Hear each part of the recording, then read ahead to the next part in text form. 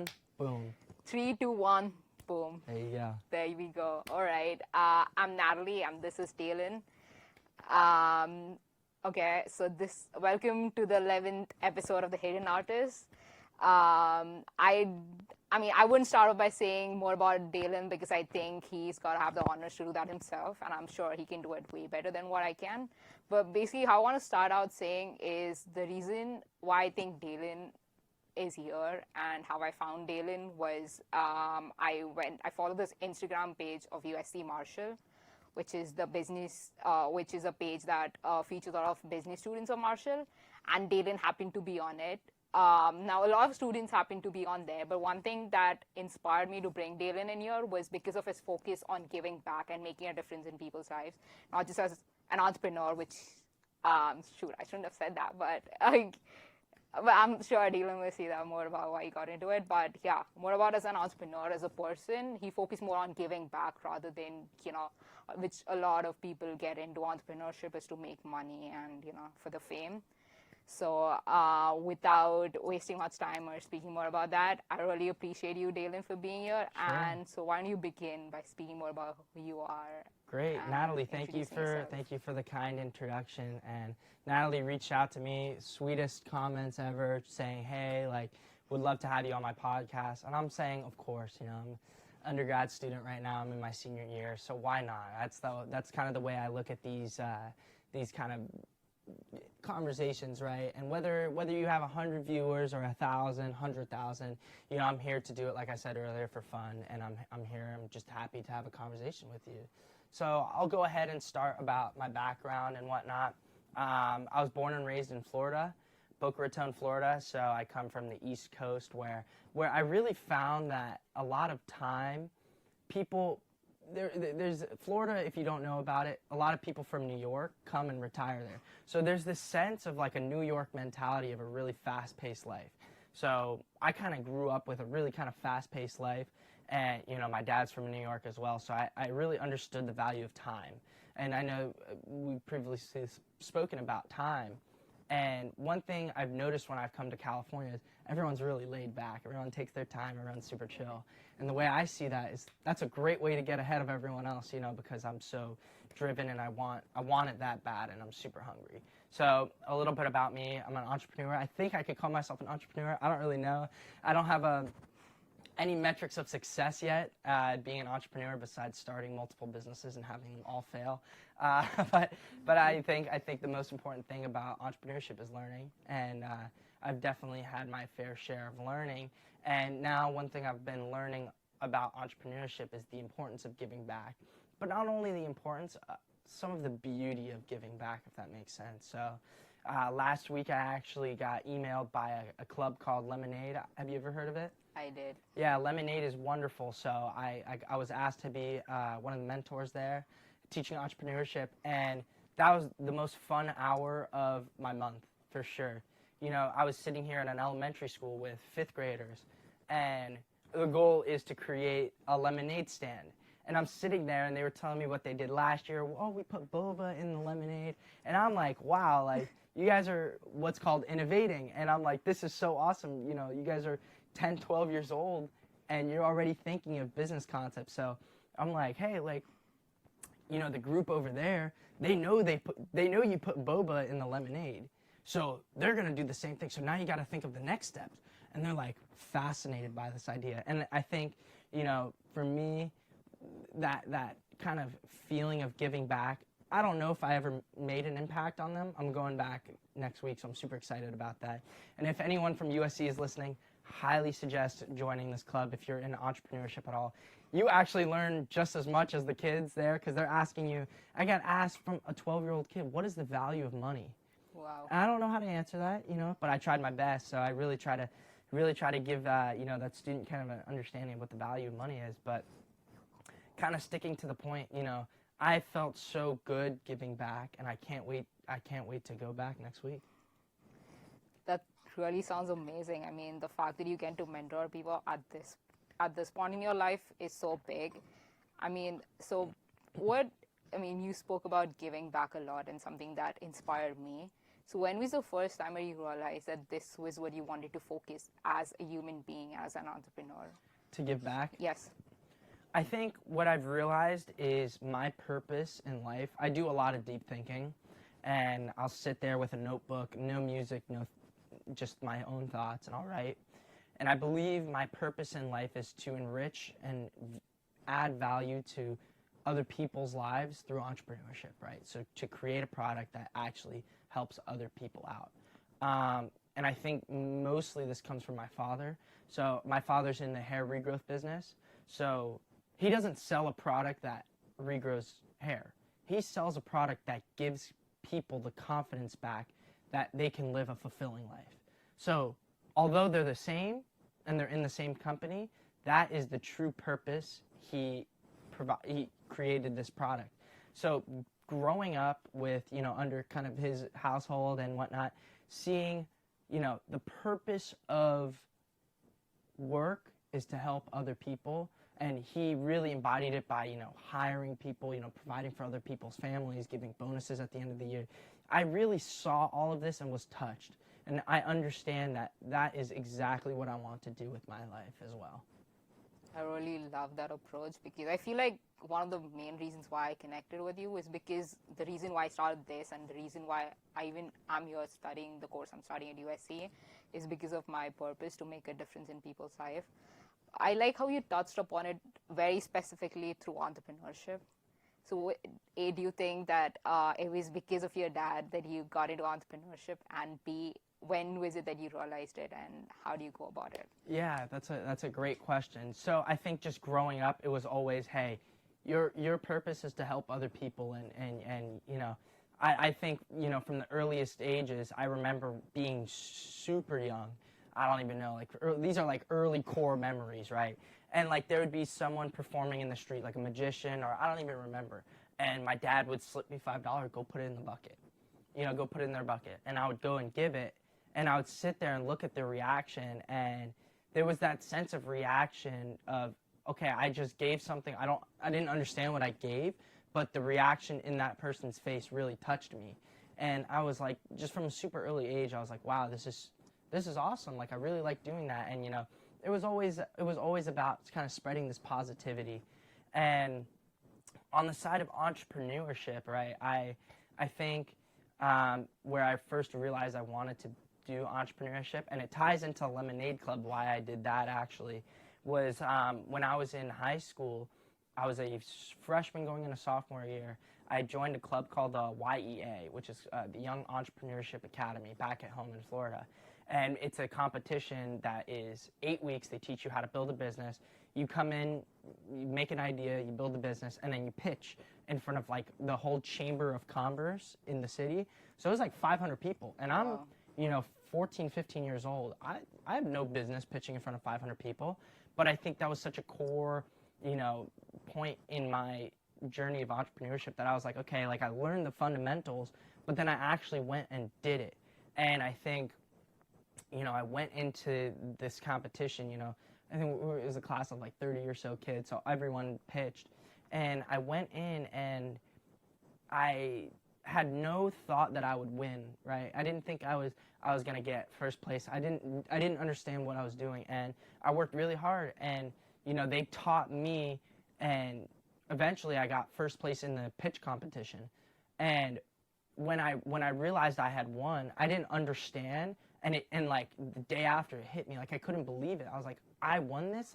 I was the best at pitching. It didn't resonate to me. And then I realized the reason I won is because I have this sense of entrepreneurship from my father and my mother, who's also a life coach. So she has her own service, if you will. So I think it was that feeling of winning that I was like, okay, I am meant to do this, right? And it's funny, the purpose of my business was a fishing knot tool. So I had a buddy help me design a 3D printed model, and we were 14, 15. I couldn't believe we were even doing this, but we designed a model that helped tie fishing knots quicker.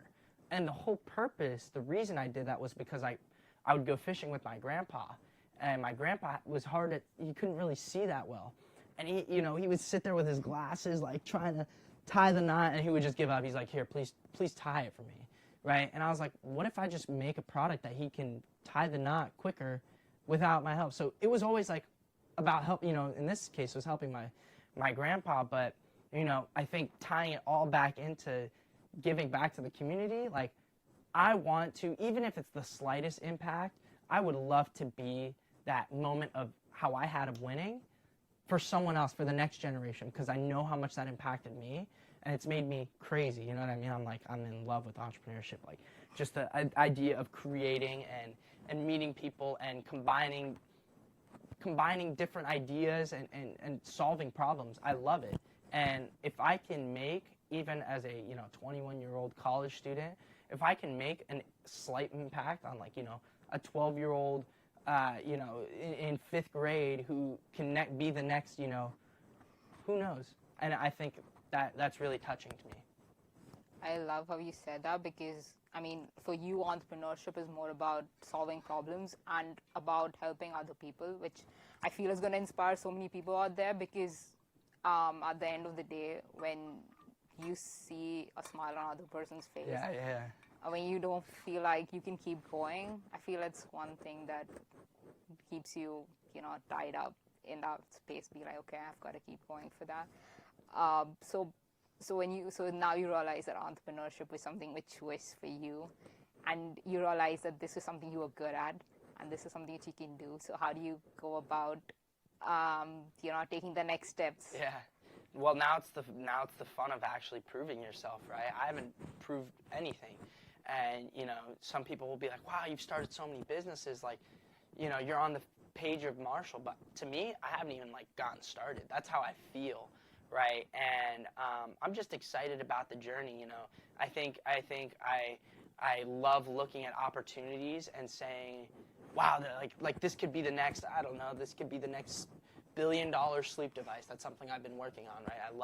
I love sleep, and I understand that when I get less sleep, it affects my mood tremendously. And, you know, over half the whole global population suffers from insufficient sleep. So in my eyes, you know, I've heard a quote, you know, you want to make $1 billion, help 1 billion people, right? But more importantly, I want to help 1 billion people. I want to create a legacy that is, wow, you know, this kid from Florida who has been just like hustling, bootstrapping it, just created something that has helped humanity move forward. So I think that is like the most awe-inspiring kind of goal in my life. Got it. So was that desire to give back and that feeling of seeing people be happy that keeps you going all the time and keeps you, because I mean, from what you told me before, you literally got back from Florida and you have a class, and you had a class. Yeah. I mean, you had a class, my bad. It's a nurse talking, but you had a class and you've been hustling. You've been hustling all day long. When you could literally be chilling, just like all the people in California are. And I know you get that hustle because you've had people in New York. But what keeps you going? Why is it that you're just going out and about and doing all these things? That's a good question. I just think we are all here on Earth one time. You know, I value time extreme amount, right? As we've talked about before. I just think we are all here on Earth for a purpose, whether people realize it or not. And for me, I've kind of targeted my purpose, and now I don't know why, but I'm chasing it, right? I'm chasing it. I want to make as much of an impact as I can, and I know that the fun in it is the journey of it, right? I've already been having a blast, right? At face value, you know, I could tell you how stressed I am with all the problems and whatnot.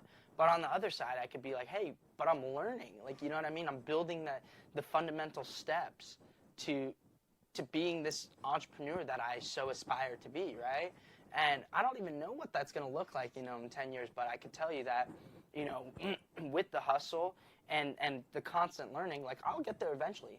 I might be 70 years old before I get there. You know what I mean? But I know in my life, because I'm hustling so hard, like, I will get there. And I think that's the excitement of fulfilling the purpose that gets me to keep hustling. And, gets me to wake up in the morning.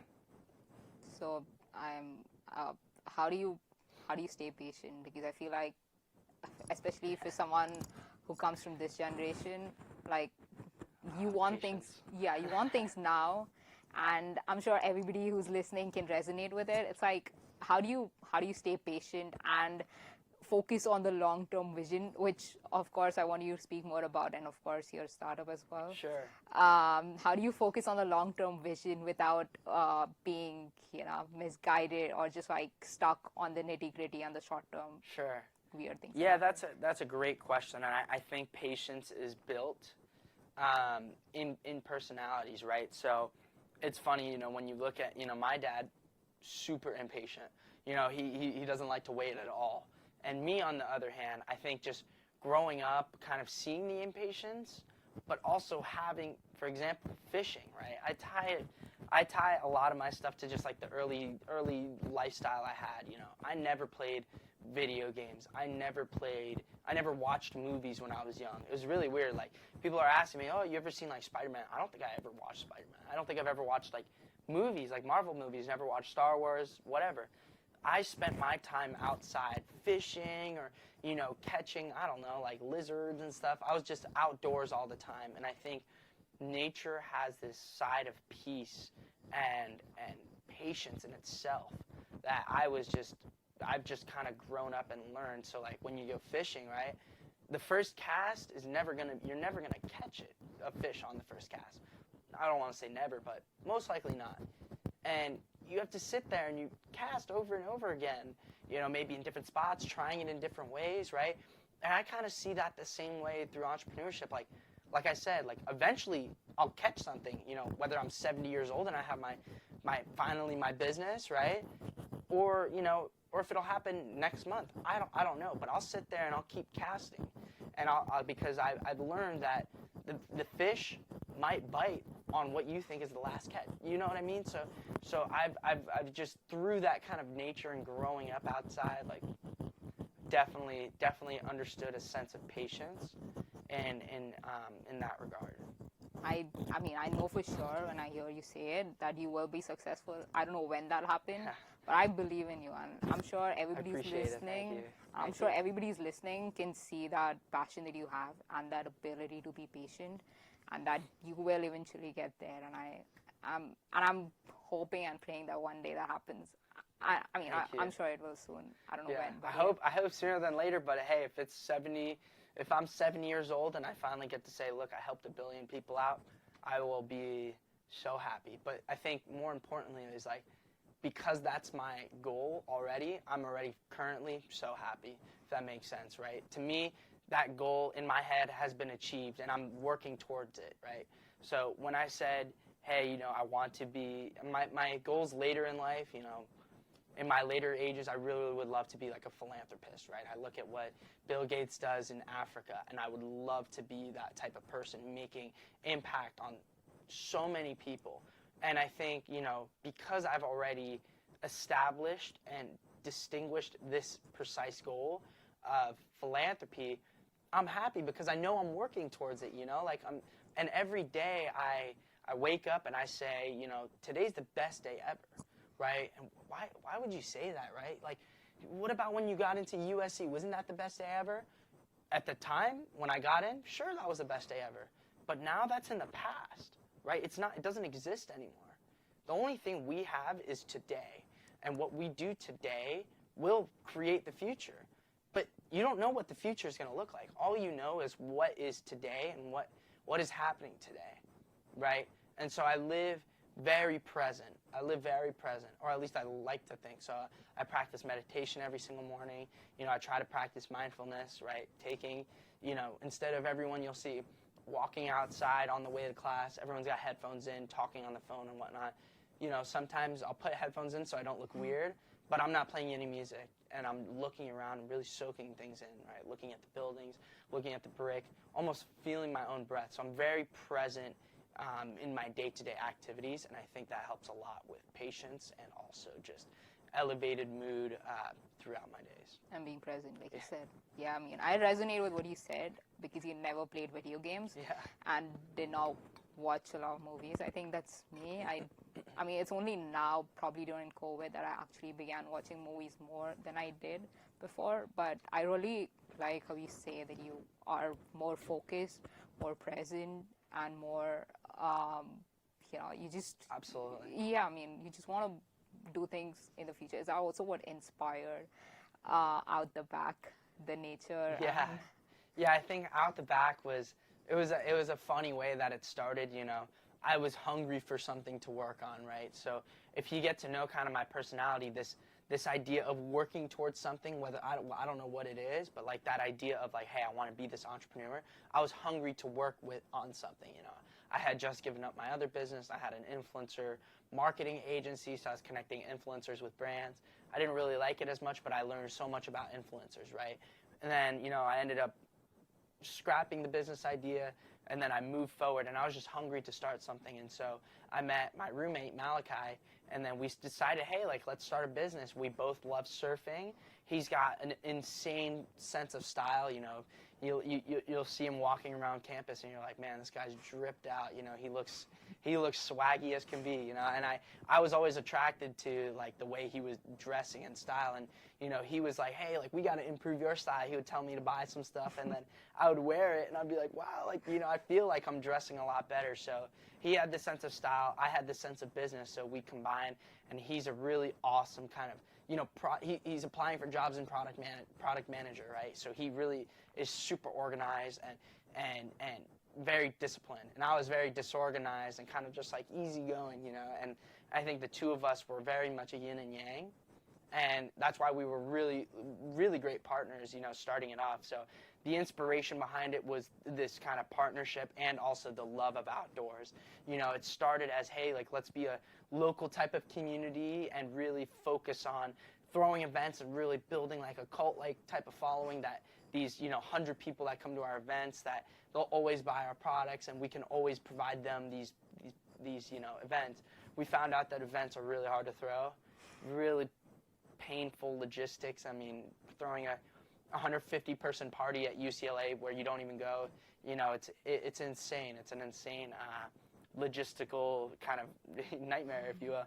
And I think since then it's pivoted to, hey, like, nature is a beautiful way for people to connect deeper relationships, create deeper relationships. So, for example, I don't know if you've ever gone with a hike on a hike with a friend, but I'm sure you guys talk about the most, deep type of stuff. So what we found is that, adventures in nature bring people closer together. So that is what our mission is, using nature and providing clothes that say, hey, I go out the back. I am building deeper connections with my friends, and we like to think that the clothing looks good as well. So I've seen it. It definitely looks amazing. Thank you. I mean, I love the fact that you started out with like focusing more on going outdoors, because I feel like in this day and age with technology and our phones, we're so much more stuck just sitting there and not appreciating the beauty. So I think it's a very beautiful mission, and I'm glad and grateful that you started it out. And of course, it looks beautiful, so why not just buy things? Sure. So so was it daunting for you to realize that? Because I mean, I know that you said you started influencer, which I'm sure would have been of great use to you, because obviously you need influencers to promote your brand. But how do you start off this whole process of venturing into something that you've never done before, which is merchandising? And I have zero experience in merchandising, and I still think I have zero experience in it. When you start a business, you don't know what you don't know, and you don't realize that you don't know anything at all, and you have to start from scratch. And luckily USC has been a wonderful resource, and just providing me amazing people to talk with, and just business classes that I've been learning, kind of the whole process of it, right? And I think that's where I'm very different from other people. Like, I love that sense of not knowing what's going on. I love that sense of like, hey, like, we just put $4,000 into this event, like, what's gonna happen? I love it, you know what I mean? I'm like, let's go, and obviously we've gotten burned and lost money, but the whole thing is that we're constantly learning and, making it a little bit better and better. And, hey, like, we've realized that, in person events are not worth it as much as building a really awesome online website, right? And so when we built the online website, I'm saying, wow, I can reach people globally now. You know, we've gotten orders from Australia, Switzerland, Canada, you know, Germany, and to me, I couldn't fathom it that, you know, our idea, what was started like a year ago, someone's wearing our hat in Germany. I'm like, how does that even make sense? You know, How do you that would have, process it? exactly, but that would have never happened if I didn't take a gamble and launch the website, right? And I wouldn't have realized that if I didn't take a gamble and throw the first party, you know what I mean? Like, so I think you're always learning, right? You're always learning, and we've had some like epic failures, you know what I mean? Like, we made this one event and it was so hyped. It was like summer just went away. Everyone's been following the account. We've been growing and growing the account all summer, and we're like, we're gonna have an Outheback back to school drop. And we picked our date. We had all the new merch. It was gonna be amazing. We had 3 bands, and it started raining on the day. And we're like, oh my God, we had to cancel the event. And that was one of the hardest decisions I ever had to make, because we were expecting anywhere from 100 to 300 people to come. And the moment you kind of have to reschedule, you're going to lose people for sure. You know what I mean? The side of rescheduling is you're just going to lose. You're going to lose a kind of big chunk of new customers that we're kind of expecting to come. And it was funny because even though it was still raining, we had like 10, 15 people still come and be like, what happened? Because they didn't see that it got canceled. Crazy, really crazy. So to me, it was really, really hard to make that decision. But you know, that was a failure, and I kind of realized, like, hey, maybe we should look at the weather if we're gonna throw an event. But yeah, I think we did a wonderful job marketing. We ran a promotion that it was like, hey, get a free drink if you repost us on Instagram. And oh my God, we, you know, talk about enticing, you know, some college students to come to your event with free drinks. Oh my goodness, we had like 130 shares, and our Instagram grew just from, you know, we were small at that time, like 400 followers to like 600, you know, just from this event. And you know, to us that was worth it, but we did lose a lot of people at the next event, and then the event was not profitable. So kind of learned a lot through that mistake. How do you still keep going despite, I mean, I love how you said that it's funny instead of being like, you know, being held back by it and being like, okay, this was a failure. You know, I know entrepreneurship is a lonely journey, and it's so daunting. So how do you keep going despite of all the failures that you've had, and still believe in your vision and still keep going despite of giving up on all the fun and everything that a college student should be or could be having at that point? That's definitely a great question, and you're not kidding by it's like a lonely, you know, hard journey. Like I don't even think many of my friends know, but I'm up at 6 in the morning almost every single day, and that's a wonderful time for me to work because no one in college is up that early, right? And I don't really get bothered on my phone, and I kind of like that, and I'm just able to lock in and really focus on myself. So it's very lonely, and you know, those mornings are awesome. But I think, you know, that idea of, again, going back to that kind of that purpose of like, I want to be that entrepreneur even if I'm 70 years old, right? I want to be that person helping people, right? So the way I look at Outheback right now is it's a wonderful college fun project, right? I get to meet people. I'm making clothes. I'm constantly meeting people. It's awesome, right? I love that. And it's honestly a great excuse being in the Marshall School of Business. When you have a business, you're like, hey, like, could you come help me out on this business? You're getting so many more people helping you out and whatnot. And I think that's definitely what keeps me going, is that idea of like, I'm ever so sculpting myself to be that entrepreneur that I want to be, right? I don't know, you know, I kind of imagine it like kind of rock sculpting, right? I don't know what it looks like, but I'm just kind of like hammering the chisel and taking chunks off and like learning from, you know, the mistakes. And what I think is going to happen over time is that sculpture is going to get smoothed out, and then, you know, in 10, 20 years, hopefully, I'll be that entrepreneur that I so aspire to be. Maybe sooner, honestly. It's really luck, though. You know, one of my favorite quotes is, you know, luck is the intersection where opportunity meets hard work, right? So if you constantly work hard, you'll find an opportunity. And that's kind of the way I've been seeing it, right? Like, you know, I've been working really hard, and then influencers will come on board. There's the opportunity. Boom, collaborate, grow, right? You never know. Like, I might go walk outside and bump into the guy who started Billabong, and he'll be like, wow, like, let me buy your company. I don't know. I'm kind of making stuff up right now, but you just don't know. You never know. Yeah, it's that type of hard work that if you're constantly working hard, you know, innovating, making new products, you know, eventually opportunity will come, and you know, I guess that's the definition of luck. I feel you. I mean, I love how you said that, because you walk into life with a positive approach, thinking that anything might happen instead of being restricted by the things that are exactly in front of you. I feel like that's exactly why I keep going with this and keep going just in life in general, because I don't know who's watching. I mean, but you never know. Yeah. And sometime it might just end up being watched by someone Sure. who's inspiring out there. But like, I mean, I know you said that you've got a purpose that keeps inspiring you, but it's hard to keep reminding yourself that purpose time and time again, especially when things don't go your way. And I know that you said you focus on the long-term vision, but for those people out there who are struggling and who lose motivation to wake up in the morning and do it, how do you keep going there? What keeps you going? What is it that motivates you and keeps you going in spite of how hard and stressful it is?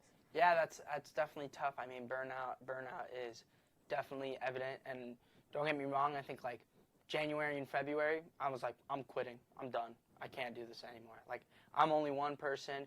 I'm taking on the roles of at least 5 to 6 people. I can't do this anymore. And, you know, just keep waking up and be like, oh, you know what? Like, we just got another follower. Oh, we just got an order, you know? Like, people are DMing the Instagram saying, hey, like, when are you going to make new clothes? So I think, you know, there is a time where you have to say, all right, it's time to give up and, like, go work on something else. But I would say, you know, Phil Knight says, you know, sometimes you're a genius if you give up on a certain project and switch and pivot to something else, but don't ever stop, right? I know what my mission is, and I'm not going to stop by any means until I get there, right? Because I feel like it's my life's purpose. And so I think for people that are giving up or people that are struggling, like, you've got to take a hard look at yourself in the mirror. Take your notebook, take your pen, and write, what is my purpose? Like, why am I doing this? Why did I start this, right? And sometimes you'll find that, hey, you're not doing it for the right reasons, right? You're doing it to make money, right? Or you're doing it for fame, when really you should be focused on your customer and adding value to them. So I think being self-critical and being self-aware is super important. And I'm constantly reevaluating myself all the time, you know. I set out monthly goals, right? And I'm constantly trying to perfect myself. You know, I'm by no means perfect. You know, you could ask any of my friends. But I'm constantly working and iterating to make myself better. And that takes a lot of self-criticism, but not in a harsh way. I'm never like, oh, I'm stupid. I shouldn't have done that. It's more of like, what could I have done better? You know? And then learning from the mistake and really learning that, like, keeping it with you. Like, okay, like, you've really got to check the weather on the next drop. You know what I mean? Like, I promise you guys, if you come to Outheback event anytime soon, I promise you I check the weather. Promise you that. But yeah. I can tell that you do it. Yeah. So, I mean, yeah, I am so inspired by listening to you say this. I mean, I don't know how many times have I said this, but you inspire me so much. Thank you. It really means a lot, and it's been a pleasure. It's been a pleasure being on your podcast. No, I really appreciate it, and I'm sure everyone out there who's listening is going to gain so much value and be inspired by everything you're saying. Hopefully, I provided some value for the listeners. I mean, of course, for you, it's like you see yourself doing more. So right now, you don't see how great you are already, but of course, you cannot settle for what you have. So you said that you keep going. Do you have any morning routine that you follow? And B, how do you keep going and working on all of this aside from school and aside from just like life in general? Sure. Yeah, so I definitely have a vigorous morning routine. And sometimes people will look at it and be like, wow, you are kind of a nut job. So I'll wake up, and the first thing I do is meditate, anywhere from 10 to 15 minutes. And I use this time to really balance myself, forget about the day past, right? Sometimes you'll have bad days, and I really focus on, this is a new day, new opportunity, fresh slate, right? And this is the only thing that matters to me. So every single morning, meditation, been practicing it for 2 years now. It definitely helps a lot with the mental. And then I'll typically, journal a little bit, or, I journaled the night prior. Talk about why today's going to be the best day ever. That's what I read about. Today's going to be the best day ever because X, Y, and Z. And I write things that I look forward to, and I never really write negative things in my journal. But then definitely recommend cold showers, right? Our apartment here at USC has like such a cold faucet, so it is, at 6 in the morning, 6:30 in the morning, when you get in that cold shower, you are freezing, right? And that just electrifies you, wakes you up. And, science, I believe studies have proven that, cold shower, it increases brown body fat, which is really one of the healthiest body fats you can have. And by the way, I'm no doctor. I cannot be quoting this stuff. I study stem cells, I know. Yeah, so you understand, and I know it increases dopamine, so it's a great way to start the day. Yeah, I mean, I know of the fact, but I've never done it, so you inspire me because you do it despite not actually knowing much about the science of it, but I know it and I'm not doing it. But anyways, it's hard. It's really hard. I think it's funny because I always tell myself this is the first battle of the day. If I can win it, I can win any battle. And I'll sit there and I won't turn the shower on. I'll just stare at it, and I'll be like, nope, I'm not. I'm not losing. I'm not losing. Then I'll turn it on and just. Minute, 2 minutes, and then you're done, and then it's like, wow, okay, I feel great. I won the first battle of the day. Let's go conquer the world. Let's get after it. Yeah. What differentiates you and me is that I've done it for a few days, and then I'm like, I cannot do it anymore. Why am I doing it? But yeah. So okay, how do you keep working on this despite your school? Alongside school, is that just? Do you think your morning routine is what helps you with that? I think it's all balance, right? So, for example, today I'm full of class, so I didn't get to work on OTB as much, right? But it really just depends on time management, right? I'm very good at time managing. On Sundays, I schedule out my whole week. I figure out what's due, what do I need to do, how much time is going to take me, and I'm very diligent in this process. And, I have a to-do list, right? School and work. School, I'll have, whatever, homework assignments and stuff. And, I try to get ahead of it. But yeah, as a senior now, it's kind of tough to really put a lot of attention and time into it. But then, the work side of stuff, I definitely put a lot of effort in. I wanted to say thank you. It's been an absolute pleasure. I just wanted to thank anyone listening. Thank you so much for tuning in.